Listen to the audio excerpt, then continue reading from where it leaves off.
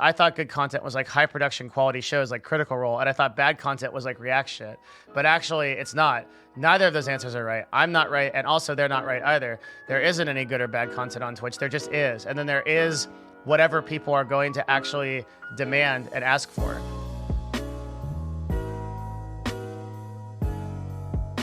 Going on the Trainwrecks podcast totally changed my vision on content.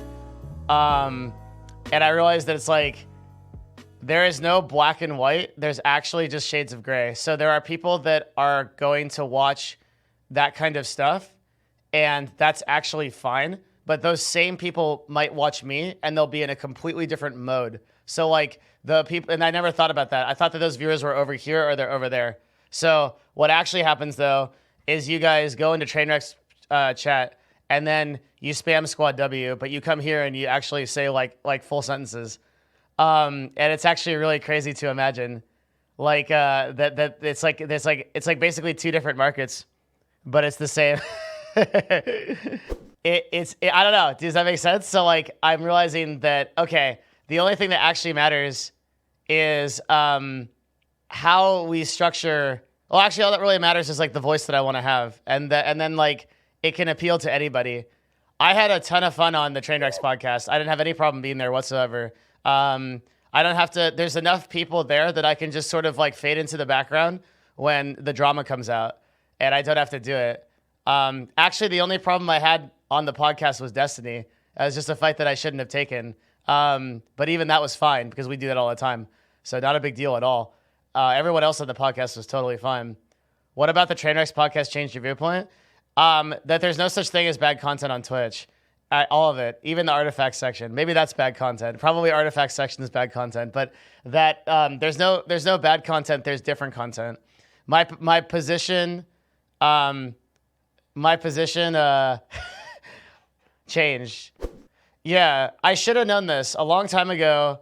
I don't remember who this was, but I had this like sub.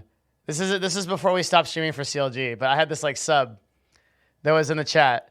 And they were always saying the most interesting things, like these really like interesting, like asking questions and like these interesting topics. And then I went into like a memer chat one time. I was just in a memer chat at random, and the same person was just shit posting in another chat. And I was like, I had to double check the account. I was like, there's no way this could be the same person. How is that possible? How is it that like this person is like actually posting like really intelligent shit in my chat, and then they're just absolutely shit posting this other chat? And then I didn't see that though. I didn't see how that translated over. That it's actually like, it's not different people. It's the same people, and the same, like Twitch isn't that big. Twitch is so small that you're liable to see the same types of people crossed over to multiple streams. The other thing that changed that was when we ran the stats on how many people, like the average people that follow, what is it, 100 plus streams? So it's like people are just looking for the type of content that A, they want to watch in the moment, and B, what's like culture relevant and like what's hot right now. So it's not you're a Destiny viewer or a Devin viewer, or it's not you're a Soda Poppin' viewer, even you're a Trainwrecks viewer or a Devin viewer. Maybe you have a preference towards one, but it's what's like interesting in the time. And so that got me, the reason why that's important is because that made me think, okay, it's actually less important how I structure my thinking about you guys, and it's more important how I structure my thinking about this channel and like what it should look like. And from there, I realized like, okay, the place that I can provide value more than anywhere and anyone else on Twitch is in industry shit. Like, right? Like there's nobody that knows gaming or Twitch. Well, there's nobody that streams. There's people that know it, but nobody streams. They'll never stream because like, why would they? They make so much more money just in the actual industry. So this makes sense, right? Just look at it from this perspective, okay? So my original take was that there is A and B content, right? And you can almost separate content into like good and bad on Twitch by a subjective definition. So there's all these people across Reddit and all these other platforms that are saying this is good content and this is bad content. So typically, if you look at Reddit, the prevailing opinion is that like good content or content that's like really good is like story driven or narrative driven. So it's like either drama between streamers or like reacts type of stuff or things like that. And then like bad content is like I mean, pretty much if you look at Reddit, it's like basically women. It's basically women in gaming, like doing like dance shows and stuff like that. Like people like have that as like a subjective view of like bad content, and they have a view of good content, which is like something else. But that's not how I viewed good content and bad content. What I viewed good content as was I thought good content was like high production quality shows like Critical Role, and I thought bad content was like react shit. But actually, it's not. Neither of those answers are right. I'm not right, and also they're not right either. There isn't any good or bad content on Twitch. There just is. And then there is whatever people are going to actually demand and ask for. Now, that's a separate discussion from what's brand-friendly content on Twitch. But I never differentiated the two. I sort of did. So I made a YouTube video a while back. What was it? Your favorite streamer sucks. This is one of my favorite videos. But your favorite streamer doesn't suck. It just is what it is. So the viewer, the average person that consumes Twitch, and Twitch is such an interesting ecosystem, right? It's not like YouTube. The people that consume YouTube are actually fundamentally different from the people that consume Twitch. So the people that are on YouTube are people that are coming to your content because they're targeted to that content. So for example, like with the last, look at how well the last bunch of videos did, right? It's all about the Tfue face-up situation. Also a video about Optic in there. But these are people that are wanting to watch that situation, obviously because they clicked on the video, right? But Twitch doesn't work that way. You would think it does. It's like people are coming that are based on the content, but they're actually coming based on the personality and a combination of like what's relevant and like a kind of like sort of witch's mixing pot of like factors. One of them is like, okay, what's going on today, right? Who's streaming and what are they doing? And then number two is like, how do I feel today? Do I feel like just like potatoing and watching like Soda, like slam his head into something? Do I feel like watching like some funny reacts content? Or do I feel like a little bit like big brain and I want to go see like Devin like break down the 99 ways that like Tesla is failing as a business or whatever, right? Like that, the viewer is a dynamic entity. They're not like a static person. They're not there to see one thing. They're there to see like a combination of things, like depending on either like how they feel and like how the industry is like happening at that time. And in that sense that like it's not a platform like any other in that way. So good and bad content on Twitch is completely subjective. It's based on like how people feel and what they want to see. There is no good or bad content on Twitch. Everything's fine. The only stuff that would actually be debatedly good and bad is if you started to separate it by monetary value, right? If you tried to separate it by like, well, what will brands pay for? Then you have a problem. And that's something I've talked a lot about, right?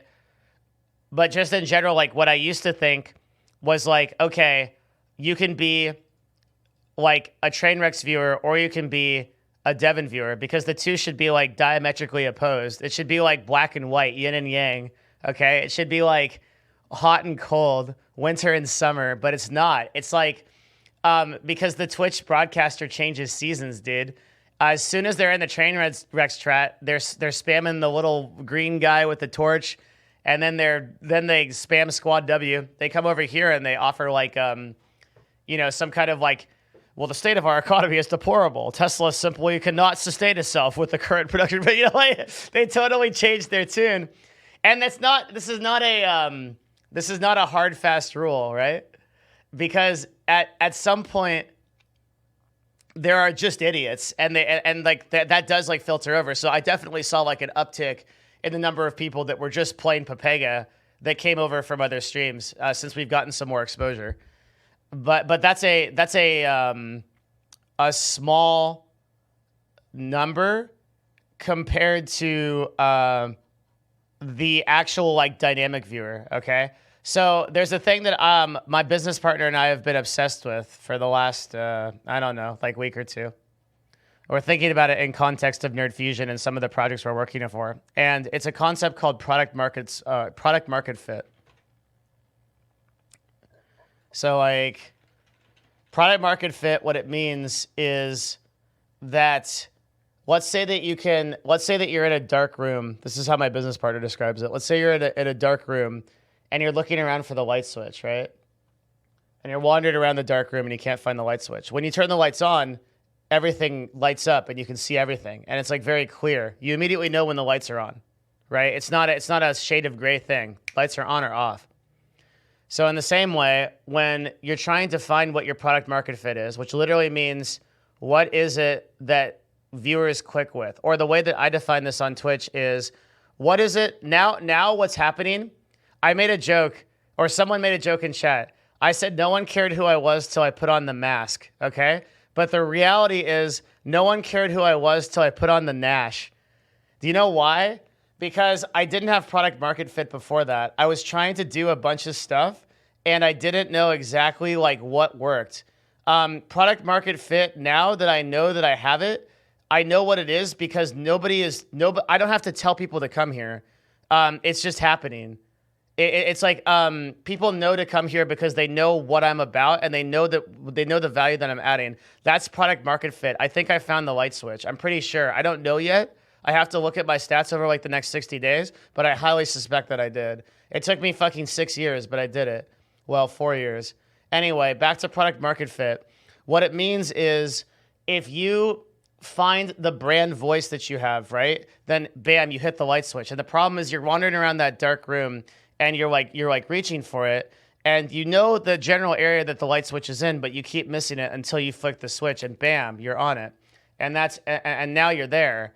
And for streamers, there's really, and businesses and everyone else, there's like a pre-product market fit and there's a post-product market fit. The pre-product market fit is where like 99.9% of streamers are, which is like they just haven't found what their content should be and they're not able to make it interesting. Now, importantly, they don't test and retest it. That's how I succeeded, right? I can't say I succeeded, but that's how I'm succeeding, is that I'm testing and retesting shit. I'm looking at stuff that works and then I'm going back and I'm trying to make that work. They don't do that. Like if you just log on and you play like a video game every day to like 2 chatters and nobody's really interesting, like your market is telling you don't have product market fit, but you're not listening. Whereas like if people are following you just because they want to, and you're starting to get feedback like, oh, like, hey, this provided a lot of value that I've never seen before, you have to hone in on that. And all the messaging is there. It's just that people don't listen to you. Sorry, you don't listen to the people.